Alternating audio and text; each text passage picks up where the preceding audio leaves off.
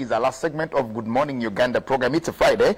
And of course, COVID is real. It is around the corner. It is in many corporations, many organizations, and that's why many government MDAs are moving into mandatory testings for their staff to see, to ascertain, and to prove, and to be able to actually manage the situation. So as I put on my face shield, you too can put on yours, you too can put on a mask, depending on where you are, what you are doing, who you are relating with, and what you are up to be able to do what we can do. Let's try as much as possible. We are not doing this for the president. We are not doing this for the minister. We are doing it for ourselves, for our lives, for our families, for our children, and for other Ugandans. So we need to just be very careful about that. It was just to highlight the issues and the seriousness of COVID-19 with us. We knew about this particular time, that it would come, and that we should be very prepared. Now with me in studios this morning are two gentlemen, very interesting. And now Dr. Kalema is with me in studios. Dr. Kalema is the chairperson for the Uganda Alcohol Policy Alliance. You're very welcome, Dr. Kalema. Thank you. Happy to have you and happy to see you. Happy to be And of course, together with Dr. Kalema in studios is my old friend, Mr.Baguma Tinkasimile Richard, the coordinator for Uganda Health Communications Alliance. You're also very welcome. Thank you very much. I'm glad to be here. It's the first time that I come to UBC Tv with a piece of cloth on my face. I started coming to UTV Radio Uganda in 1992 as a student of journalism and communication. So you can imagine the tragedy of COVID. But it's nice to be with you, Jagunda. I know you call me old friend so that you tell the viewers that I'm an old man, which is okay. Yeah, because I'm also an old man, I think. It's okay. You're gray-haired, I can see. Yes, the gray hair is here, actually. You can just put that. Viewers. I think I'm also an old man, because when you see this, I want to resemble Mwenda, who calls himself the old man of the clan. Okay. I may not be that of the clan, but I think I'm also now aging out and getting older. But that's very important, and thank you so much for joining me. Well, if you are not very comfortable with the cloth on you, and then just maybe for the benefit of our viewers who might want to know who you are, mine is a little better because it's transparent. Everybody can see me. They can see my beard. I actually have a problem with that because when I put it on, then I keep again eating my own beards. It challenges me. But with this, I am very safe and secure. So if you're not very comfortable, for just purposes of being audible and being visible to our viewers. But I'll start with Dr. Kalema here. Yes, you represent an organization called the Uganda Alcohol Policy Alliance. Yes. Could you please just let me know what it is all about, what this alliance is? He's coming from an alliance, you're coming from another alliance. Yes. Yours is about alcohol, his is health communication. But let me start with the alliance. Thank you very much. Good morning, viewers. I'm very happy to be here. Like I've been introduced, I'm Dr. David Kalema, the chairperson of Uganda Alcohol Policy Alliance. An alliance is always a collection, is an umbrella body of people, of like-minded people. For us, we are like-minded members of the civil society that are advocating for reduction or control in alcohol harm. We have over 30 members, and every member comes from a particular organization. Myself, I come from Hope and Beyond, which is a treatment and rehabilitation center for people with alcohol and drug use disorders. So on a daily basis, I interact with people on the end string, the people who are living the consequences, the health, the social, the economic consequences of alcohol misuse. So because we see this happening a lot, and with other organizations also doing similar work, we have to come together to advocate, to talk for these people so that government can do something about them, protecting them, but also protecting the entire country. Okay, well, Richard, thank you so much. And one thing that I know that is common for both of you is both of you are dealing with addictions. And when you talk about alcohol, then there's the other things that also accompany alcohol, other drug use, a bit of them. And I want to get to you and see, how did you come in and how have you managed this particular issue of alcohol use, alcohol abuse, and all the other drug abuse during the lockdown and the COVID period? Because normally some people will tell you because they are jobless, because they are idle, because they are not going to school, because they are not doing anything, because they've been laid off work. The only consolation that they have for them to sleep is to either smoke a cigarette or to take a bottle of beer or do anything and stuff like that. So these addictions that we are dealing with. I think you, excuse me, I think you are right. The situations of tension, like we see with COVID, the situations of lockdown, the situations of uncertainty, the situations of being laid off, all these create challenges for people. And people oftentimes want to find solace in addictive substances. Alcohol is one major part of them. You see, as the Uganda Health Communication Alliance, we are members of the Uganda Alcohol Policy Alliance. and the reason is that Uganda has been ranked globally as one of the, shamefully for me, one of the biggest per capita consumers of alcohol. Yeah. It's a very shameful position to have globally. It's nothing to be proud about. Sometimes you hear people talking about it with a sense of pride. How can you be proud to be among the most drunk, the most intoxicated nations of the world? What is there to celebrate? So that's one of the things that we come together as an alcohol policy alliance to say, look, we have huge gaps in the policy area. So yes, these addictions need to be tackled from law, from policy, but also from practice and behavior. And we say there are huge gaps. We need to come together. And like you said, these addictions are interconnected, are interrelated. So alcohol is one major driver of so many problems, but it is also a gate for other addictions, for drugs, for tobacco use, and all the others. That's why you see the Karimas of this world will concentrate on trying to provide solutions to these challenges. And I tell you, Jagenda, if you speak to 5 homesteads, you will find there is more than one which has somebody with an alcohol addiction problem. Yes. If we took, I always give the example when I came to work at Radio Uganda and UTV. The reason I almost immediately left was because of the number of supposedly more experienced people who were visibly devastated by alcohol. And I can tell you, we had very, very few places to go. We had very, very few Karimas to go to. Karima's PhD is recent one, how many, 2-3 years? 2 years back. Yeah, 2 years back. We didn't have even these skills to do this. So we come together in an alliance to try and push now. During COVID, we definitely see, and it's every day in the media, we always see the abuse of curfew, the abuse of all directions, the domestic violence. If you look at the cases of domestic violence, they are all interrelated. And so, yes, there is increased consumption, increased abuse, and increased illegal supply and production. Okay. And this is scary for us. Dr. Kalema, Yes, let me come back to you here. In March, when the president spoke to us for the very first time, and he said the only way we're going to fight this thing is by decongesting concentrated centers, schools, churches, weddings, funeral services, and all the things. And bars. Now, bars, entertainment are one of those that were in that particular category. And until now, the lockdown has not been lifted 100%. Those that are still under lockdown, bars, entertainment centers, and some of those places, of course, where there was mass drinking, mass entertainment, and all the things. Has the lockdown helped in managing the addiction problem, managing the abuse problem, or you think it has actually just exaggerated it? I only want to think.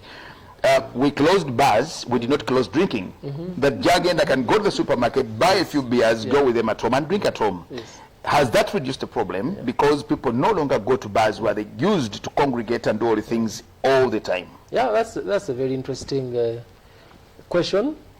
In the first place, we want to applaud our president, to congratulate him and government and cabinet for coming out so bravely and strongly to prevail over issues relating to alcohol, especially in his maiden speech. He made it very, very clear. And when you look at the lockdown measures, about 30–40% were relating to control or managing the way alcohol is supposed to be used during the lockdown. When he closed bars, when he put in place curfews, when he restricted the transportation, all these were parties, all these were really trying to minimize accessibility to alcohol. And that was really it is something we appreciate as civil society. And we moved in very fast during the lockdown because this is our basic interest. This is our major interest, to see how alcohol issues that are affecting the country are managed. So we are very much interested to see the compliance, of the presidential directives that were geared towards alcohol control. Not only the compliance, but also the impact. So we saw that at the early stage of the lockdown, the compliance was very high. There was a lot of vigilance. And I think this also explains why the rate at which the infections happened was so minimal. There was a lot of vigilance. Bars were closed. There were a lot of operations. People were presented to court. You know, the security forces and other and other stakeholders of the task force, right from the national level to the village level, were very active. However, as the lockdown eased, I think some kind of complacency came in. People started opening bars Illegally, because he hasn't allowed them to open them yet. Many of them, actually, what they are doing now, these bars, they're closing down at inside. They close the front door and they open the back door. And people drink from inside, which even makes it more dangerous. Standard operating procedures are not being followed in such. Then we have situations of informal alcohol. When the president closed the bars, the people who brew alcohol locally and sell alcohol under some trees, some shade they didn't consider that, because they're not bars. They are bars. Yeah, you ride your bicycle, come park it there, then under a mango tree, you sit and order for your kaboto. Yes. So they didn't think that they were affected. Then people also got new ways of drinking. Apart from going to bars, some started drinking in plantations. They would go to banana plantations, coffee plantations.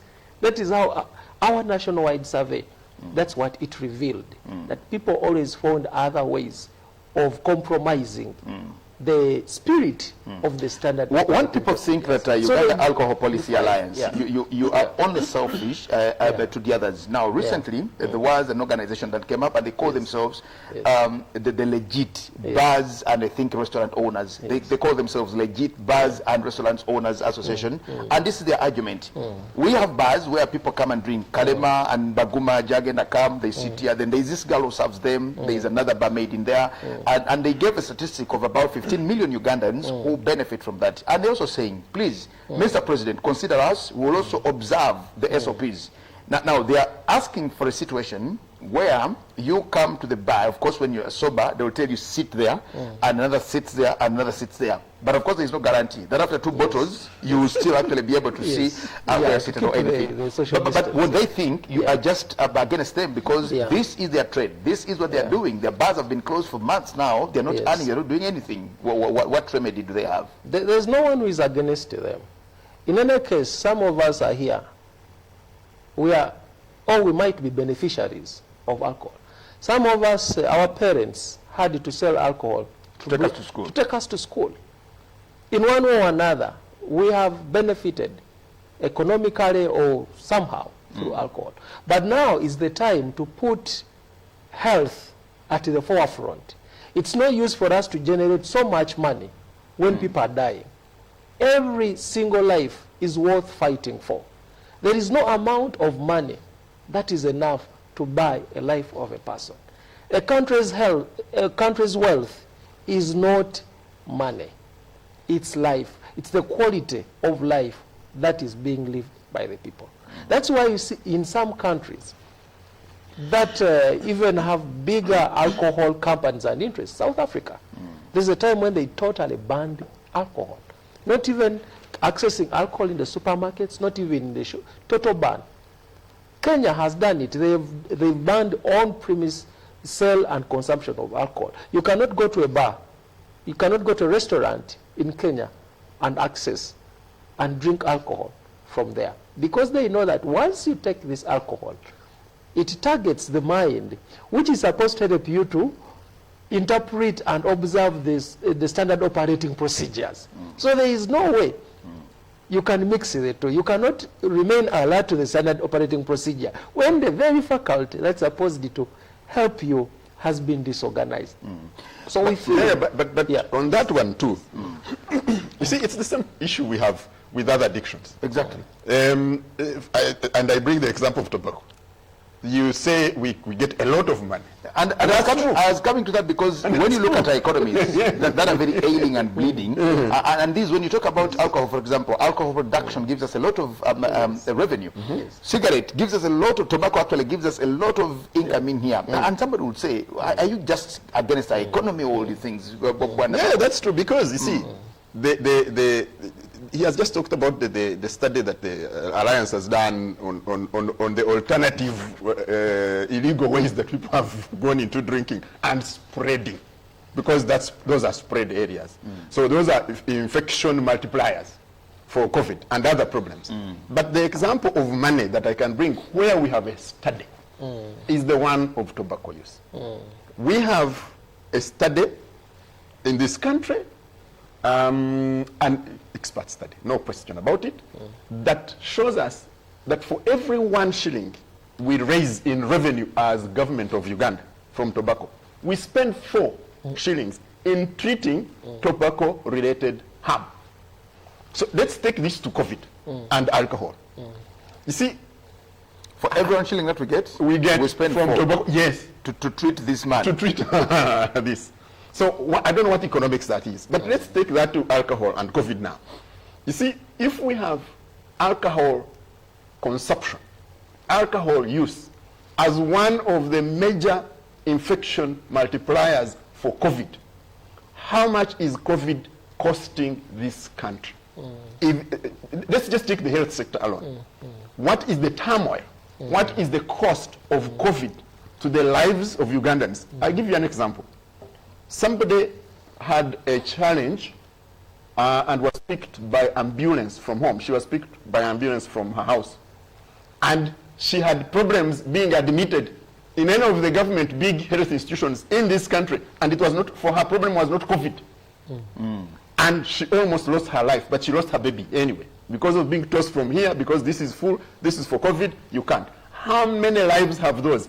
Just the distraction from other ailments that we have been having and the concentration on COVID. But how much has COVID hit the economy? So if you have alcohol as a multiplier, then alcohol is a destroyer of the economy. It no longer can be a source of income. And all of us will feel the impact. That is why the government of South Africa, where the parent companies of the alcohol manufacturing companies in Uganda, their parent companies are in South Africa. Yes. But South Africa has taken the bold step, no, total ban. We are banning.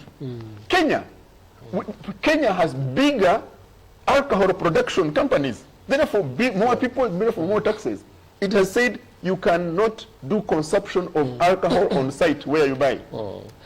Yeah. You know, so are we saying that for us our economics are better than those who are the bigger producers who employ more people who have? So it's for the people who argue like that, it's disingenuous. Okay. And those are not the only governments that have taken steps, or the only agencies that have taken steps. And these steps are not being taken on sentimental grounds.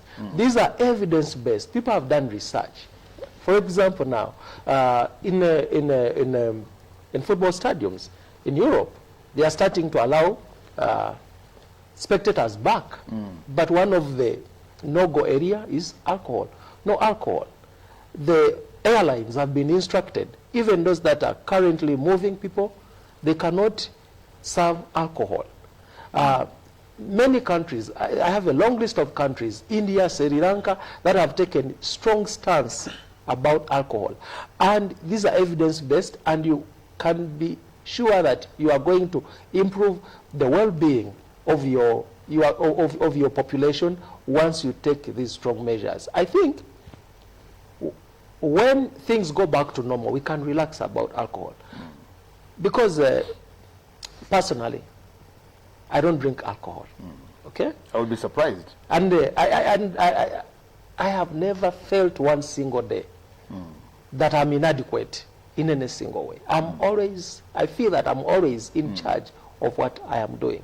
So we are saying, yes, alcohol can contribute economically, but people can live without it, and they can engage in other economic activities that can yield money. And of course, we'll ask you questions of now the alcohol producing companies of Uganda that give us a lot of money in terms of revenue and all the things, taxes and all the things. Yes. So if you tell us not to drink alcohol, we'll possibly stop. Yes. Then who are we producing for? And who do we want to actually take the alcohol if we conclude that it is not a good thing for our consumption? We have the Nguli Act of, I think, 1966. We have the Liquor Act of 1960, Nguli licensing. We have all these.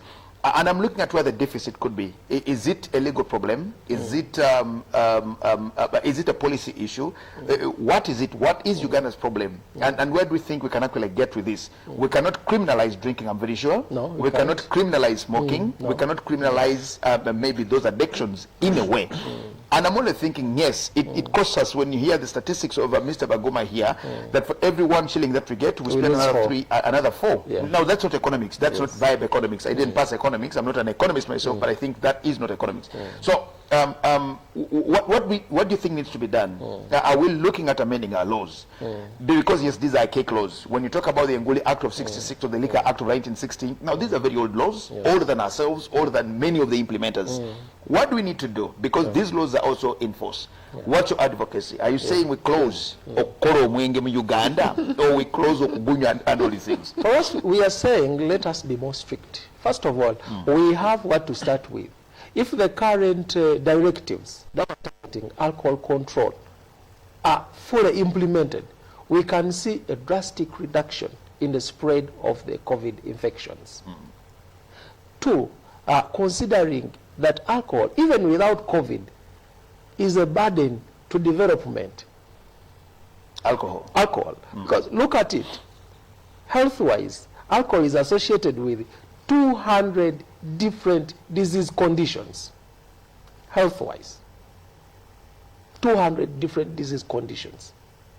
Talk about the accidents. Talk about the violence in homes. If we are to quantify all that and get a price tag for it, I think our figures, our findings may not be different from what Baguma communicates for tobacco. Now, the alcohol industry, they have an edge. Because, of course, they have the money. Every other minute they're advertising. Okay? So they amplify the benefits of alcohol. But I want you to think about it. Who is the real owner of these alcohol industries?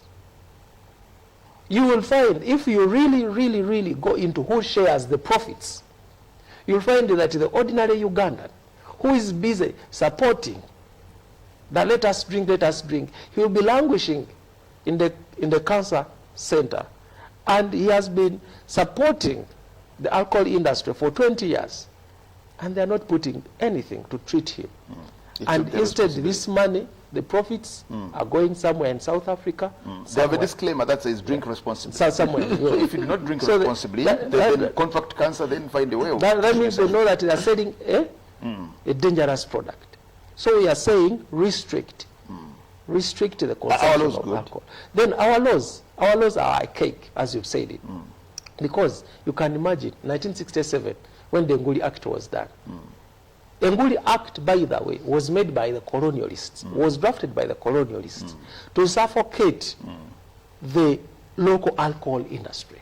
That's why it targeted the Nguli.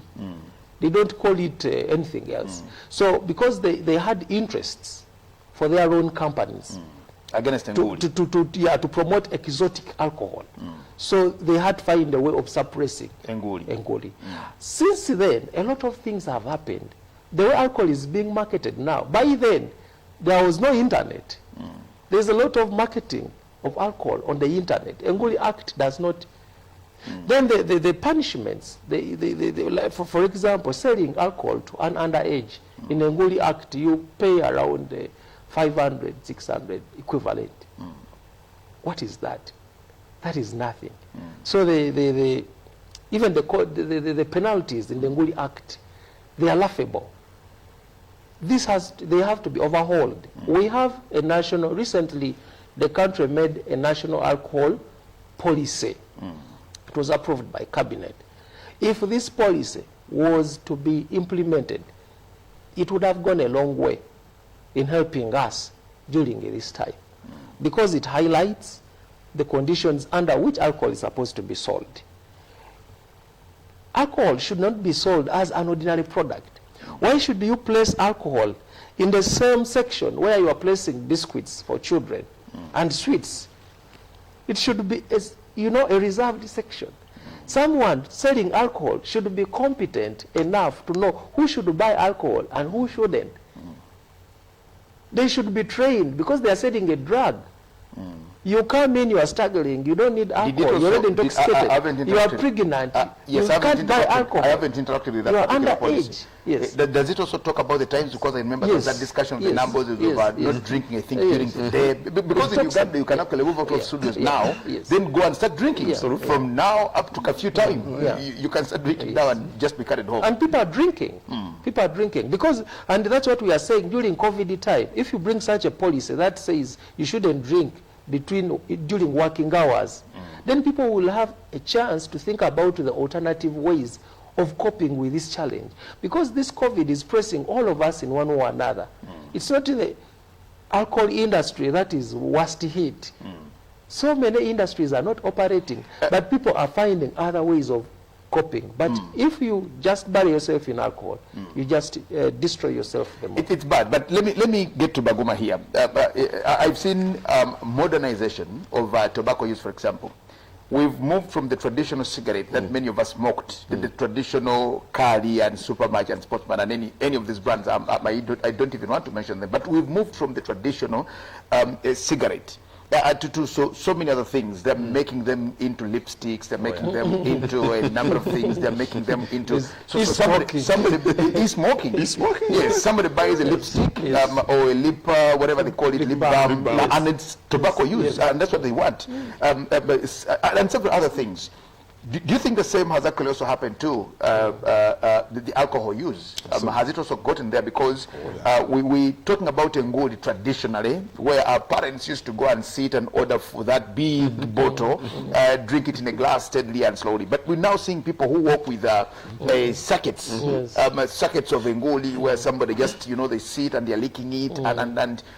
Is it affecting the same? And with technology, with that advancement, with the craftiness of these producers, do you think we are up to the task to actually combat and manage? Yes, I think we can combat and manage. The first thing is we cannot afford to even relax or give up. I think one of the things that we keep crying, we keep coming to Uganda, we keep going to all the others, is that we have relaxed. We are relaxing. We are too complacent. And we cannot afford the cost of complacency. It's simply too high. It's costing on every one of us. And you see, for me, what really pains is the stigma that is associated with alcohol consumption. It is glamorized openly, but people struggle individually, and families hide, and individuals hide. They don't come out to say, I have an alcohol problem. That's one of the greatest. So it's a problem of shame. But it's a disease. It's a disease. It shouldn't be. But to this area of adoption to technology, making it easier, first of all, it is the making it sexy. The making it attractive to young people. For a country like ours, for a continent like ours, which is very young, the alcohol industry is creatively targeting that group and manipulating it to say, this is good, this is macho, this is sexy, this is, you know, glamorous. That is very, very deceptive. And they do it in a couple of ways. They go to the platforms where these people are. That is where they advertise.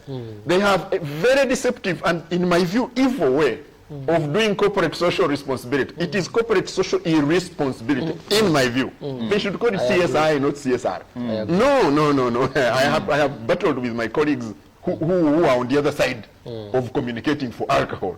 They say you cannot be proud. You have a teenage daughter, one of them has. You cannot be proud if your teenage daughter came staggering into your house. No. Why are you marketing to them? You say you are bringing money to the house and you are destroying your daughter. It's the same when you talked about the money coming in and the people having jobs. You see, when you have an industry that is destroying the people, that is destroying humanity, so you are producing for who? If you are destroying everyone. And I can understand why they go to these people. Because you are destroying your historical consumers. Because they become finished, devastated. So you have to recruit from these young ones to keep your market supplied. So you have to indulge in all these evil things. The way you package. The nomenclature of alcohol, oh my God, has changed. So it has to be glamorous, it has to be, you know, the packaging, the colorful packaging, the ease of packaging. One of the greatest things we have been battling with is packaging this to be cheap, to be available and cost friendly to young and poor. That is why you have circuits. So that you carry it more easily, but the flavoring, you know, you get the flavors that the young people like. You know them. It is chocolate. It is strawberry. So you start making, you don't even call it alcohol. They say chocolate coffee. Then it is under here where they say it is alcohol.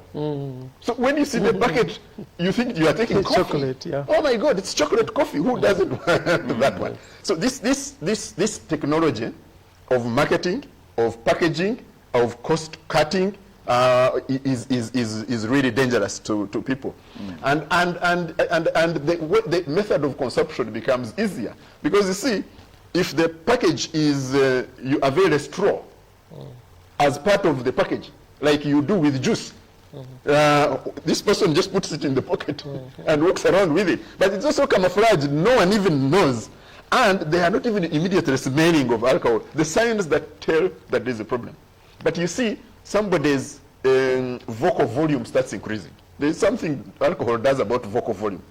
It's as if there is a small, you know, trigger around the neck. They start speaking some knob. More and more loudly. And then alcohol, something it does to the movements. The movements start becoming slower, but also less coordinated. Yeah, that's why you see, it doesn't disturb the head, it doesn't disturb the brain. It actually wears out the legs because every year somebody knows that, yes, I stay in Kololo and I'm supposed to walk back to Kololo, but the problem is now the legs to carry you to Kololo. But you still remember the way that takes you to Kololo if you drank from... Absolutely. And this advertising which makes you feel that you're going to be macho, you're going to be stronger, you're going to be more powerful, you're going to be cleverer when you have drunk, means when you want to get into the car and drive yourself. So the attempts to even beat the technology of breathalyzer by integrating things that camouflage that. You see, these things are very, very dangerous. So yes, technology, the new ways of doing things by the alcohol industry is definitely targeting this population, our population that is young, our population that has no money, and that is very dangerous. That's why we have, if you look at the policy positions that have been passed by cabinet, all these things are being tackled. But you know how much illegal alcohol in circuits that still saturates, even after the ban? And that's what we're saying, that if you had this understanding, but also this enforcement, if you had this more... Look at the crowds of people who fight even during campaigns now. If you went to check, many of these who have the courage to start boxing each other openly and throwing stones, and therefore the police has to react with tear gas, they are drunk. They first put in something. So it's useful, therefore, that when you remove the putting in something, you are even saving the injuries, the death, the tear gas, and all the fracas. Okay. And this is what we are asking to be done. Dr. Kalema, yes, have you specifically, as civil society organizations, explored any specific contributions as civil society organizations in controlling the spread of alcohol abuse, especially during this particular pandemic? Yes, as civil society, we have done a lot of work, I should say. I can start from what we are currently doing now to inform government of evidence-based strategies, especially to lead to recovery, not just ending COVID, but also recovery. These are evidence. We've done research, and we want to share this research, and would like the president to listen to us, to listen to our evidence.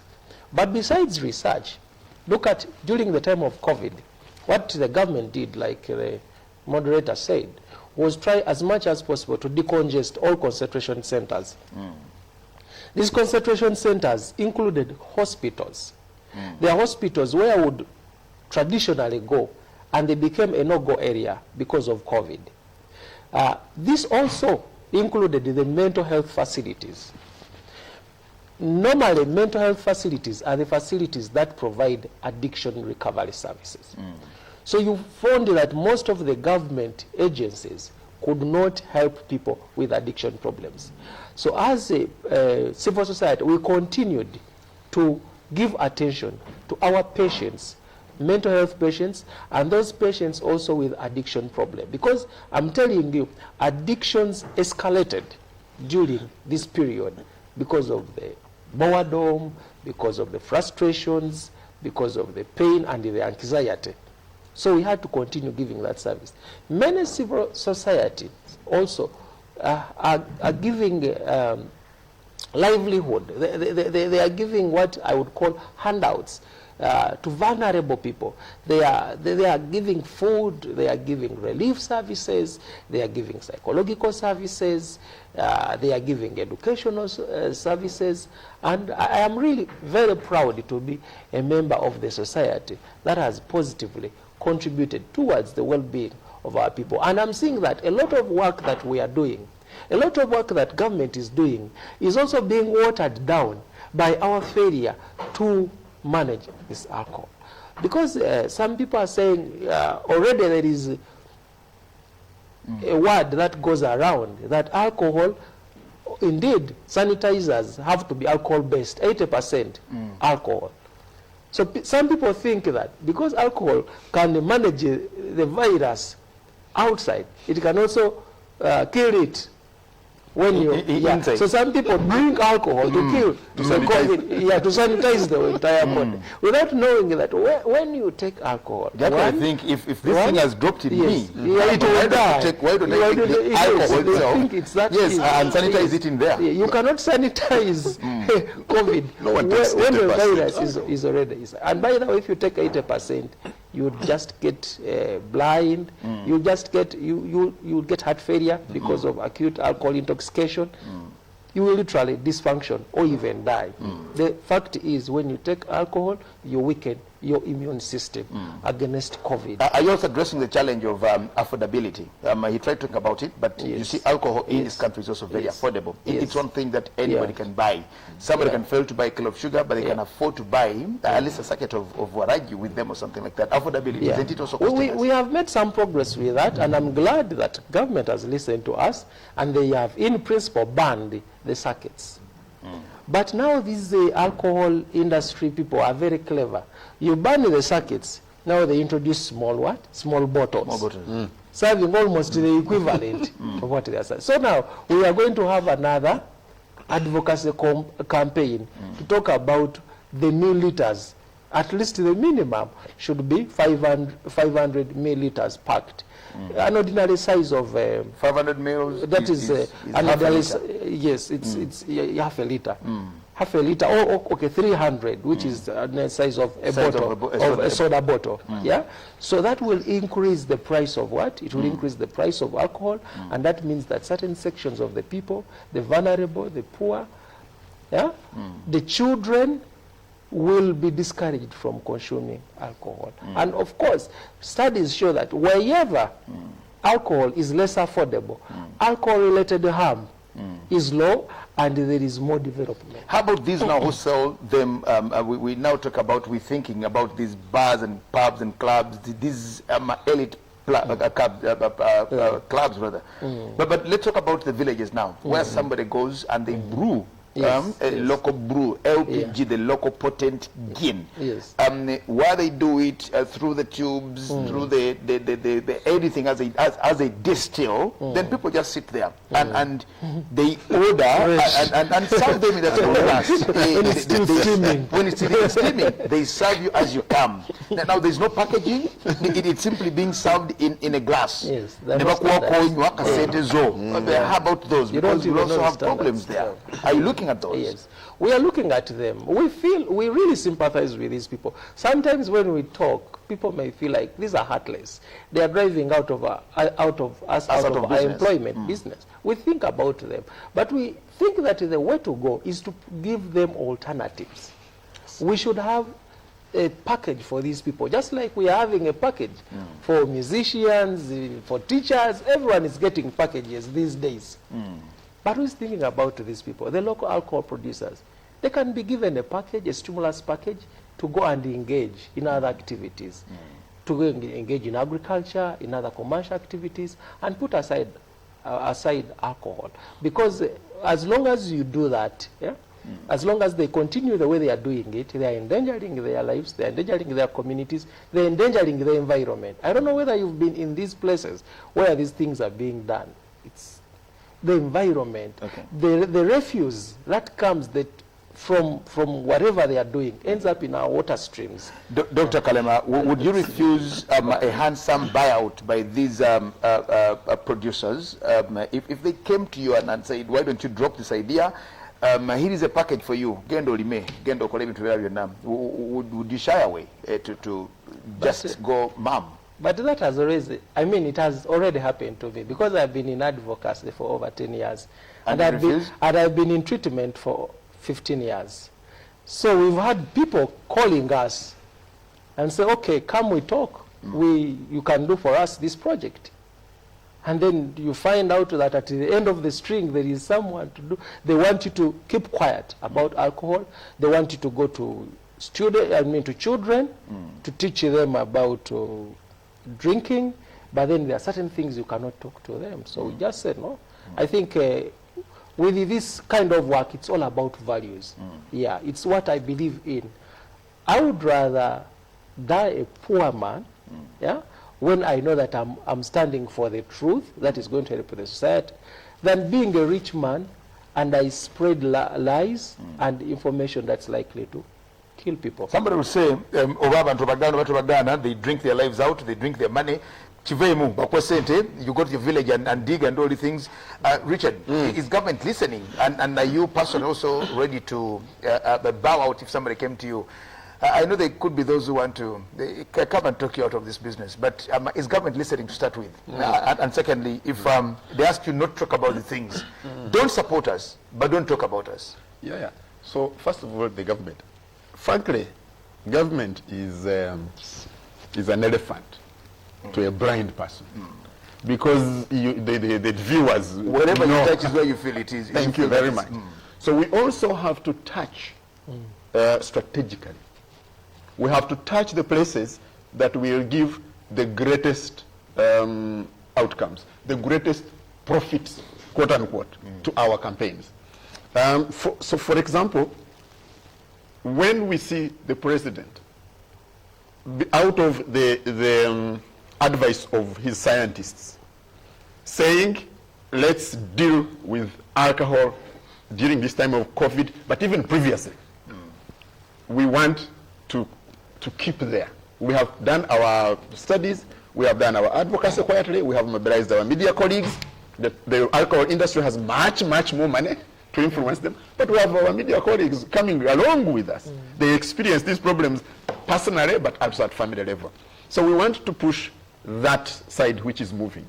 When we have a ban on circuits, and the industry shifts to package and market the same amount in a one which is say, oh, this is legally, this is legalese, that you see legally, this is not a circuit. it's a bottle. We want to go in that direction and deal with that, because we can move. Make it also illegal. Absolutely. Yes. Yeah. Because we can move those things. So our advocacy would be on that one. And then the other one, for me, one of the most critical things is the interference from the industry.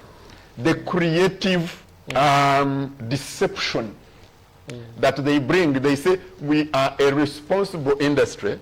In fact, we are the ones who want to invest in alcohol control programs.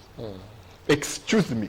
Who wants to do a thing that will reduce their profits? No one. The more consumption, the more the profit margin. And you are a company into profit making. Why are you deceiving me that you want to reduce your profits? Excuse me. So they say we want to be on the table where you are doing alcohol regulation. This is deceptive. They say we want to do campaigns for young people.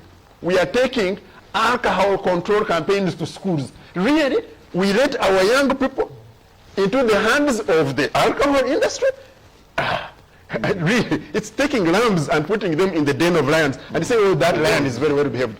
Please. So those are the things we go against. Those are the things we try to fight. We say, yes, where does it matter most that we should hit? Why should the alcohol industry be sponsoring sports? Really? That the alcohol industry is very nice? We know that alcohol devastates sports people, our sportsmen and women. We know.